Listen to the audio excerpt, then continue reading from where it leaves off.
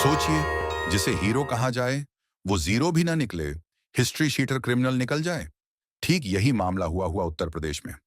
कुछ दिनों पहले प्रदेश के मुख्यमंत्री योगी आदित्यनाथ महाकुंभ की विशेषताओं का बखान करते हुए कहा था कि एक नाविक ने महाकुंभ से 30 करोड़ रुपए कमाए। जिस नाविक की तारीफ में योगी जी लहालोट हुए जा रहे थे, उस नाविक की एक अलग सच्चाई निकलकर सामने आई है। बताया जा रहा है कि पिंटू महारा नाम का यह नाविक अपराध की दुनिया में गहरा डूबा हुआ है। मुख्यमंत्री योगी आदित्यनाथ के द्वारा जब जिक्र किया गया कि पिंटू महारा नाम के नाविक ने पूरे महाकुंभ में श्रद्धालुओं को ढोकर 30 करोड़ रुपए कमा लिए, योगी जी ने जैसे ही जिक्र किया, मीडिया इस पिंटू महारा की जानकारी निकालने में लग गई। जो जानकारी मीडिया के हाथ लगी, आपके होश उड़ा देंगे। प्रयागराज के अरैल इलाके में रहने वाला पिंटू महारा नैनी थाने का कुख्यात अपराधी है। इस पर हत्या, हत्या के प्रयास, बमबारी, फायरिंग और जबरन वसूली जैसे 12 से ज्यादा संगीन केस दर्ज हैं। पिंटू महारा पर लोकपुर, नैनी में 2009 में हुए डबल मर्डर का आरोप है। रिपोर्ट के अनुसार पिंटू और उसके भाई अरविंद महारा ने अपने गुर्गों के साथ मिलकर अनिरुद्ध उर्फ बर्रू निषाद और उनके बेटे छगन निषाद की हत्या कर दी थी। इसके अलावा पिंटू महारा पर 2017 में एक और हत्याकांड का आरोप है। कहा जाता है कि 2009 में बर्रू निषाद हत्याकांड के गवाह थे गगन निषाद। उन पर पिंटू महारा ने 2017 में बमों और गोलियों से हमला किया गया, जिसमें 3 लोग घायल हो गए और एक व्यक्ति की मौत हो गई। पिंटू महारा पर तमाम तरह के अपराधों के आरोप हैं।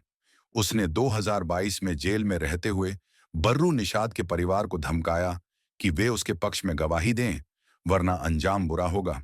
इस मामले में भी पिंटू महारा पर ऑडियो रिकॉर्डिंग के सबूत के साथ आरोप पत्र दाखिल किया गया।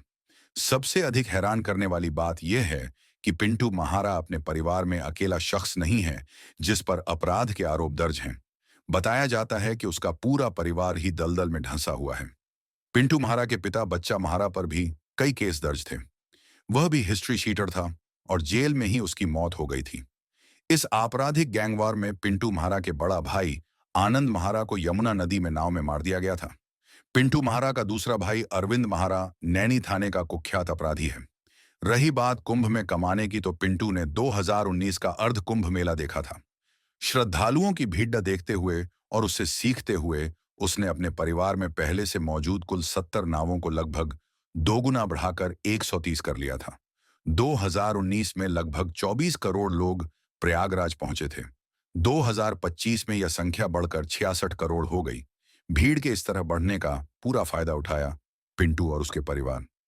इसके अतिरिक्त भी महाकुंभ में उसका एक अलग कारोबार चल रहा था। यह वह कारोबार था जबरन वसूली का। बताया जा रहा है कि पिंटू और उसके गुर्गे हर नाविक से 5,000 रुपये जबरन लेते थे। जो नाविक पैसे देने से इनकार करता था, उसे पीटा जाता था।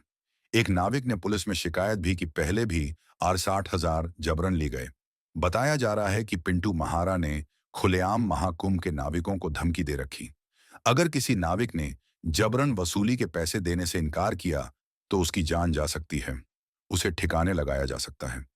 पिंटू महारा का गंजिया परिवार से गैंगवार भी जगजाहिर है।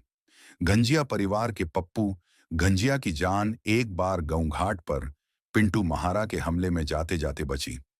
कहा जाता इन दिनों पप्पू महारा गगन निषाद की जान के पीछे पड़डिढा हुआ है, क्योंकि वह अपने पिता की हत्या का केस वापस नहीं ले रहा था। यह थी उस पप्पू महारा की कहानी, जिसे बस थोड़े ही दिनों पहले योगी जी दुनिया के सामने महाकुंभ का आदर्श कारोबारी बनाकर पेश कर रहे थे। योगी जी एक हिस्ट्री शीटर को आदर्श बनाकर पेश कर रहे थे। यह उनके सूचना तंत्र पर बड़ा सवाल उठाता है।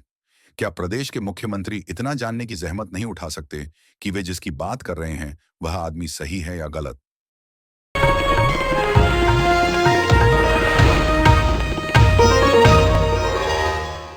Copyright disclaimer under Section 107 of the Copyright Act 1976. Allowance is made for fair use for purposes such as criticism, comment, news reporting, scholarship, and research. Fair use is a use permitted by copyright statute that might otherwise be infringing.